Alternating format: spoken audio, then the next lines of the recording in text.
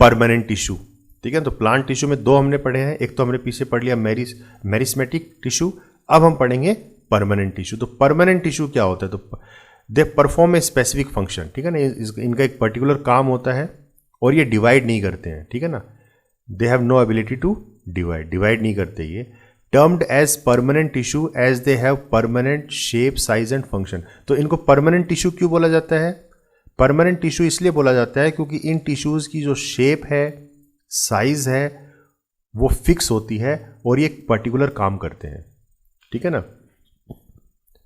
तो process by which cells formed by meristematic tissues becomes a permanent tissue is called difference. अब होता क्या है कि ये मेरिस्मेटिक टिश्यू ही हैं, लेकिन एक स्टेज के बाद इनके अंदर फर्दर ग्रोथ होनी बंद हो जाती है। मतलब एक मैच्योरिटी पीरियड के बाद जब ये ग्रो करना बंद कर देते हैं, ठीक है ना, मतलब इनमें फर्दर डिफरेंशिएशन नहीं होती, तब ये क्या बन जाते हैं? परमानेंट टिश्यू बन जाते हैं। क्लियर है ये चीज? तो process by which cells formed by meristematic tissue becomes a permanent tissue. तो जब मेरिस्मेटिक टिश्यू जो है अपनी ग्रोथ बंद कर देगा तो किस में कन्वर्ट हो गया? वो परमानेंट टिश्यू में कन्वर्ट हो गया। और इसी प्रोसेस को हम क्या बोलते हैं? डिफरेंशिएशन बोलते हैं। तो होता क्या है बेसिकली, जो मेरिस्मेटिक टिश्यू होता है वो डिवाइड होता रहता है कि, ठीक है ना, जैसे ये सिंगल सेल था तो डिवाइड होते होते मतलब इस तरीके से डिवाइड होता रहता है। तो ये तो इसके इनिशियल्स हैं, ठीक है ना, और ये डिवाइड होने के बाद इनको हम क्या बोलते हैं? इनको हम डेरिवेटिव बोलते हैं। ठीक है ना, अब क्योंकि फर्दर इसमें डिवीजन नहीं होगी, ठीक है, तो अभी इसको हम क्या बोलेंगे? ये डेरिवेटिव्स है। मतलब ये जो डिवाइड होने के बाद जो हमें मिले हैं, ठीक है ना, डेरिवेटिव्स, अब ये फर्दर डिवाइड नहीं होते। तो ये क्या किस में कन्वर्ट हो गए? ये परमानेंट टिश्यू बन गई। ठीक है, अब परमानेंट टिश्यू कितने टाइप के होते हैं? तो इसको भी हम दो कैटेगरीज में डिवाइड करते हैं। एक तो होता है सिंपल परमानेंट टिश्यू और एक होता है कॉम्प्लेक्स परमानेंट टिश्यू। ठीक है ना, तो सिंपल परमानेंट टिश्यू क्या होते हैं? तो tissues which are made up of similar types of cell. ठीक है ना, जो एक जैसे सेल से मिलके बनते हैं। एक जैसे सेल, सारे के सारे सेल कैसे होंगे? एक जैसे होंगे। तो वो कैसे सेल है? मतलब सिंपल परमानेंट टिश्यू बन गए वो। ठीक है ना, वो टिश्यू क्या होता है? ग्रुप ऑफ सेल्स होते हैं। ठीक है ना, और इसमें जितने भी सेल की ग्रुपिंग हो रही है वो सेल कैसे हैं? सिमिलर टाइप है, मतलब एक जैसे हैं वो। ठीक है ना, तो इसकी भी फर्दर टाइप्स होती हैं। सिंपल परमानेंट टिश्यू की भी अलग अलग टाइप्स हैं, जैसे कि पैरेन्काइमा, कोलेनकाइमा, स्केलेनकाइमा। ठीक है ना, तो इसकी 3 टाइप्स होती हैं। और पैरेन्काइमा की भी फर्दर 2 टाइप होती हैं, क्लोरेनकाइमा और एरेनकाइमा। ठीक है ना, तो ये हम डिटेल में पढ़ेंगे इन सबको। दूसरी कैटेगरी जो आती है परमानेंट टिश्यू के अंदर वो है कॉम्प्लेक्स परमानेंट टिश्यूज। ठीक है ना, कॉम्प्लेक्स परमानेंट टिश्यूज, तो tissues made up of many types of cell. तो इसमें जो ग्रुपिंग होती है सेल की वो सारे के सारे सेल के अलग अलग टाइप के हैं। ठीक है ना, क्योंकि टिश्यू जब मैं बोलूँ तो आप समझ जाओगे यहाँ सेल्स की ग्रुपिंग हो रही है।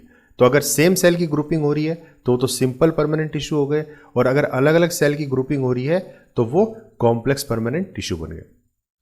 Sales coordinate to perform a specific function, और इनका जो काम होता है ये कोऑर्डिनेट करते हैं और एक पर्टिकुलर काम को अंजाम देते हैं। ठीक है ना, एक पर्टिकुलर काम होता है इनका। ठीक है, इसको भी हम फर्दर 2 कैटेगरीज में डिवाइड करते हैं, जाइलम और फ्लोएम। क्लियर है? तो अभी हम वापस चलते हैं पीछे सिंपल परमानेंट टिश्यू पे। सिंपल परमानेंट टिश्यू में मैंने आपको 3 बताए थे, पैरेन्काइमा, कोलेनकाइमा एंड स्केलेनकाइमा। तो अब इनको हम डिटेल में पढ़ लेते हैं। तो सबसे पहले पैरेन्काइमा। पैरेन्काइमा क्या होता है? तो इसके कैरेक्टरिस्टिक्स क्या हैं? तो बेसिक पैकिंग टिश्यू है ये। ठीक है ना, ये पैक करता है, मतलब इनके बीच में जो है जो इंटर सेलुलर स्पेस जो होता है वो बहुत ज़्यादा, मतलब एक पैकिंग के लिए एक तरीके से काम करता है। तो बेसिक पैकिंग टिश्यू है ये। अनस्पेशलाइज्ड लाइव सेल है। ठीक है ना, अनस्पेशलाइज्ड, इसका कोई स्पेसिफिक काम नहीं होता। ठीक है ना, अनस्पेशलाइज्ड लाइव सेल है, मतलब जिंदा सेल है। और जो उसकी सेल वॉल होती है काफ़ी थिन होती है, और सेल्स के बीच में जो गैप होता है वो काफ़ी ज़्यादा होता है। तो लार्ज इंटरसेलुलर स्पेस। ठीक है ना, तो सेल के बीच में जो स्पेस होगी वो भी ज़्यादा होती है। तो इसका जो मेन काम है वो क्या है? सपोर्ट टू प्लांट्स, प्लांट को सपोर्ट प्रोवाइड करता है। ठीक है ना, ताकि वो सीधे खड़ा रहे। स्टोरेज ऑफ फूड, मतलब फूड को स्टोर करेगा, एक तरीके से एनर्जी को सेव करता है, स्टोर करता है। और साथ में क्या स्टोर करता है? न्यूट्रिएंट्स एंड वाटर, न्यूट्रिएंट्स और वाटर को स्टोर करेगा। तो ये तो हो गया इसके फंक्शन। इस तरीके से पैरेन्काइमा के अंदर मैंने आपको बताया था 2 टाइप होती हैं, एक तो क्लोरेन्काइमा होता है और एक एरेन्काइमा होता है। तो क्लोरेन्काइमा क्या होता है, तो पैरेन्काइमा विद क्लोरोफिल, ये वो पैरेन्काइमा है जिसमें क्लोरोफिल होता है, ठीक है ना। अब क्लोरोफिल जहां पे आ गया तो आप समझ जाओ कि वहां पे फोटोसिंथेसिस होगी, ठीक है ना, कि प्लांट अपना फूड जो है खुद बना रहा है, ठीक है ना, मतलब ऑटोट्रोफिक कैटेगरी में आ रहा है वो। तो इट हेल्प्स इन फोटोसिंथेसिस, खाना बनाने का काम करता है। और एरेन्काइमा जो होता है तो ये पैरेन्काइमा विद एयर कैविटी, तो ये वो पैरेन्काइमा है जिसमें एयर कैविटी होती है, ठीक है ना, इन एक्वेटिक प्लांट्स के अंदर। तो मेनली ये जो एक्वेटिक प्लांट्स होते हैं, जो पानी वाले जो पेड़ होते हैं, जो पानी के अंदर पनपते हैं, उनके अंदर ये देखा जाता है, ठीक है ना। तो ये क्या हेल्प करता है, क्योंकि इसमें एयर है, एयर कैविटी है, तो एयर कैविटी की वजह से ये जो प्लांट है ये क्या करते हैं, पानी के ऊपर फ्लोट करते हैं, ठीक है ना। अगर ये एयर कैविटी नहीं होगी तो वो डूब जाएंगे पानी के अंदर, ठीक है ना। तो एरेन्काइमा जो है बेसिकली एक्वेटिक प्लांट्स के अंदर देखा जाता है, जिस वजह से वो फ्लोट करते हैं। जैसे आपने देखा होगा जो लोटस के जो प्लांट्स होते हैं, ठीक है ना, लोटस हो गया, और जो भी मतलब सी फूड है या सी प्लांट्स हैं, ठीक है ना, जैसे सिंघाड़े वगैरह जो अपन देखते हैं, तो ये सब सी फूड में आते हैं, ठीक है ना। तो ये फ्लोट करते हैं सरफेस के ऊपर, ठीक है ना। तो ये फ्लोट इसी वजह से करते हैं क्योंकि इसमें कौन सा टिश्यू होता है, एरेन्काइमा, ठीक है ना। तो एरेन्काइमा हो गया, क्लोरेन्काइमा हो गया, ये पैरेन्काइमा के ही पार्ट्स है, ठीक है। नेक्स्ट जो कैटेगरी थी सिंपल परमानेंट टिश्यू में, कोलेनकाइमा। तो कोलेनकाइमा बेसिकली इसके कैरेक्टरिस्टिक्स क्या हैं, तो tissue responsible for flexibility in plants, plants के अंदर फ्लेक्सिबिलिटी लेके आता है। आपने देखा होगा जो हम डाली पकड़ के झुका देते हैं किसी पेड़ की, ठीक है ना, तो जितनी ज़्यादा फ्लेक्सिबिलिटी होगी उतना ही पेड़ जो है इधर उधर, मतलब उसको हम हिला डोला सकते हैं, ठीक है ना, वो टूटेगा नहीं। आपने देखा होगा आंधी जब आती है तो पेड़ झुक जाते हैं, तो जितनी ज़्यादा फ्लेक्सिबिलिटी होगी वो उतना ही ज़्यादा उस आंधी तूफान को झेल सकता है। तो ये चीज़ें आती हैं किस वजह से, कोलेनकाइमा की वजह से। ये फ्लेक्सिबिलिटी प्रोवाइड करता है प्लांट को, ठीक है ना। और साथ में क्या करता है, सपोर्टिंग एंड स्ट्रेंथनिंग टिश्यू, ठीक है ना, सपोर्ट भी करता है, मजबूती देता है पेड़ को। एलोंगेटेड लिविंग सेल्स, ठीक है ना। इरेगुलरली थिकन्ड एट कॉर्नर्स, तो अब जो है इसकी जो थिकनेस होती है वो रेगुलर नहीं होती, मतलब इरेगुलर, मतलब कहीं पे मोटा होगा कहीं पे पतला होगा ये सेल, ठीक है ना। तो इस तरह का टिश्यू होता है ये। लेस इंटरसेलुलर स्पेस, और इसके अंदर जो गैप होता है सेल्स के बीच में वो भी बहुत कम होता है, ठीक है ना, लेस इंटरसेलुलर स्पेस। और बेसिकली इसका काम क्या है, तो it provide support, structure and mechanical strength. तो सपोर्ट प्रोवाइड करेगा, एक पर्टिकुलर उसको शेप में ढालेगा, दूसरा एक मैकेनिकल स्ट्रेंथ, मजबूती देगा, और फ्लेक्सिबिलिटी देगा, ठीक है ना, ठीक है ना। तो इन सब चीज़ों से क्या होगा कि it allows for easy bending without breaking, मतलब हम पेड़ को अच्छी तरीके से बेंड भी कर सकते हैं और वो टूटेगा भी नहीं, ठीक है ना। जितनी ज़्यादा फ्लेक्सिबिलिटी होगी उतना ही ज़्यादा उस पेड़ को हम क्या कर सकते हैं, बेंड कर सकते हैं।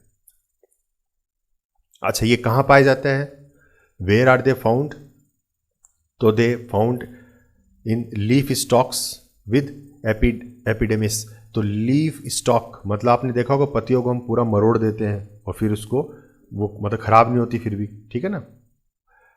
अगर आप सबसे मतलब मैं ये क्या कहता है कि देखिए फ्लेक्सिबिलिटी होनी चाहिए, तो फ्लेक्सिबिलिटी, अगर हम फ्लेक्सिबिलिटी की बात करें तो किसी भी पेड़ के अंदर सबसे ज़्यादा फ्लेक्सिबिलिटी कहाँ होती है, उसकी लीव्स में होती है। भी लीव्स को आप पूरा मरोड़ दो और सीधा, फिर भी वो सीधी हो जाएगी, ठीक है ना, नहीं टूटती। तो पत्तियों के अंदर सबसे ज़्यादा होता है। एक्सपेंडेड लीव्स को एक्सपेंड करने में हेल्प करता है, ठीक है ना। और stem apex, the highest point of something, तो स्टेम एपेक्स मतलब जो स्टेम होती है, जो तना होता है उसके टिप पे रहेगा एक तरीके से, ठीक है ना। तो ये चीज़ें हैं, तो ये इसकी लोकेशन से जहाँ पाया जाता है कोलेनकाइमा। थर्ड जो कैटेगरी है हमारी स्केलेनकाइमा, ये सी है, सी पार्ट है ये, ठीक है ना। दो हम पढ़ चुके हैं, पैरेन्काइमा, कोलेनकाइमा हमने पढ़ लिया, तीसरा ये है स्केलेनकाइमा, ठीक है ना, ये सी पार्ट है। तो स्केलेनकाइमा बेसिकली क्या करता है, इसके कैरेक्टरिस्टिक्स क्या हैं, तो टिश्यू रिस्पॉन्सिबल फॉर स्टिफनेस, ये मजबूती प्रदान करता है किसी भी पेड़ को, ठीक है ना। स्केलन का मतलब ही होता है हार्ड, ठीक है ना, स्केलन का मतलब क्या होता है, हार्ड होता है, तो मजबूती प्रोवाइड करता है किसी भी प्लांट को। थिकंड सेल वॉल्स, इसकी जो सेल वॉल होती है बहुत ज़्यादा मोटी होती हैं एंड किससे बनी होती है? सेलुलोज। सेलुलोज एक तरीके से कॉम्प्लेक्स फूड होता है एक तरीके से ये, ठीक है ना। Impregnated with lignin, simple pits are present in thickened cell walls, no intercellular space. तो इसके अंदर भी जो गैप है वो नहीं होता, ठीक है ना, सेल्स के बीच में। और ये भी फर्दर दो टाइप का होता है, एक तो स्क्लेरिड्स एंड फाइबर्स, ठीक है ना, दो कैटेगरीज में इसको डिवाइड करते हैं हम। अच्छा, इसका काम क्या है बेसिकली? तो क्या प्रोवाइड करेगा? स्ट्रेंथ प्रोवाइड करता है एक तो प्लांट को, दूसरा मैकेनिकल सपोर्ट प्रोवाइड करता है। अच्छा, ये कहाँ पाया जाता है? तो they are basically found in hard covering of seeds and nuts. तो आपने देखा होगा जो सीड, जो बीज के बाहर जो कवरिंग होती है वो हार्ड होती है, ठीक है ना, तो उसके अंदर पाया जाता है। नारियल आपने देखा होगा, नारियल का जो बाहर का छिलका होता है वो हार्ड होता है, उसमें ये पाया जाता है। अखरोट का जो छिलका होता है उसके अंदर ये पाया जाता है, ठीक है ना, तो वहाँ मिलता है ये hard covering of seeds and nuts. Veins of leaves, तो जो लीव्स की जो वेन्स हैं ये, ठीक है ना, ये जो आप देख रहे हैं लाइन से, ये वेन्स होती हैं लीव, किसी पत्ती की वेन्स होती हैं ये, तो इनकी वेन्स में मिलता है, ठीक है ना। क्योंकि आपने देखा होगा पत्ती तो आपकी जो लीव है वो तो आपकी फ्लेक्सिबल होती है, लेकिन ये जो होती हैं ये इसको शेप प्रोवाइड करती हैं, ठीक है ना, वेन्स, ठीक है ना, ये जो वेन्स होती हैं ये शेप प्रोवाइड करती हैं किसी भी लीव को, तो ये हार्ड होती हैं, ठीक है ना। अदरवाइज आपकी पत्ती जो है वो बिल्कुल ऐसे लटक जाएगी, ठीक है ना, एक पर्टिकुलर शेप में नहीं रह पाएगी, तो ये हार्ड होती है। स्टेम्स अराउंड वास्कुलर बंडल्स, और जो स्टेम होती है, क्योंकि स्टेम भी तो अपनी हार्ड होती है, तो स्टेम के अंदर मतलब जहाँ पे भी अपने को पेड़ के अंदर मजबूती चाहिए वहाँ पे क्या होगा? स्केलेनकाइमा होगा, ठीक है। तो कंपेयर कर लेते हैं इन तीनों को, ठीक है ना, comparison between parenchyma, collenchyma and sclerenchyma. तो सेल्स की अगर हम बात करें तो पैरेन्काइमा और कोलेनकाइमा के जो सेल्स हैं वो लिविंग सेल्स हैं, और जो स्केलेनकाइमा के सेल्स हैं वो मैच्योरिटी के बाद क्या होते हैं? डेड हो जाते हैं, ठीक है ना, वो डेड हो जाते हैं। तो आपने देखा होगा जब जो पेड़ होता है उसके बीज का जो तना होता है, ठीक है, कभी भी आप किसी पेड़ को काटो तो उसके जो बीज का हिस्सा होता है वो काफ़ी मतलब वो मजबूत होता है, ठीक है ना, वो सारा डेड सेल से बना होता है, ठीक है ना। तो वही है, स्केलेनकाइमा मैच्योर होने के बाद जब डेड हो जाएगा तो वो इस हिस्से में जमा होता रहता है। ये देखिए इस तरीके से, ये जो बीज का हिस्सा होता है ये वाला, ठीक है ना, ये पेड़ के अंदर मजबूती प्रोवाइड करता है। इंटरसेलुलर स्पेस पैरेन्काइमा के अंदर ज़्यादा होती है, कोलेनकाइमा के अंदर थोड़ी कम होती है, और स्केलेनकाइमा के अंदर बिल्कुल भी नहीं होती स्पेस।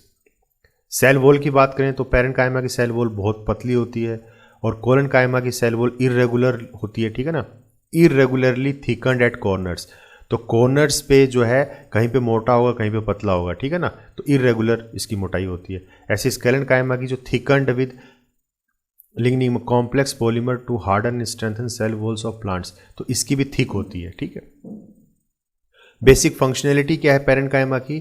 तो ये पैकिंग टिश्यू है, photosynthesis in leaves and storage of food. तो प्लांट्स के अंदर फोटोसिंथेसिस करने में हेल्प करता है, और उससे जो फूड तैयार होता है उस फूड की स्टोरेज करने का काम करता है। कोलेनकाइमा का मेन काम क्या है? किसी भी प्लांट को फ्लेक्सिबिलिटी प्रोवाइड करेगा, और कोलेनकाइमा का काम क्या है? किसी भी प्लांट को स्टिफनेस यानी कि मजबूती प्रोवाइड करता है, ठीक है ना, ठीक है ना, ताकि उसको सपोर्ट और प्रोटेक्ट कर सके। क्लियर है?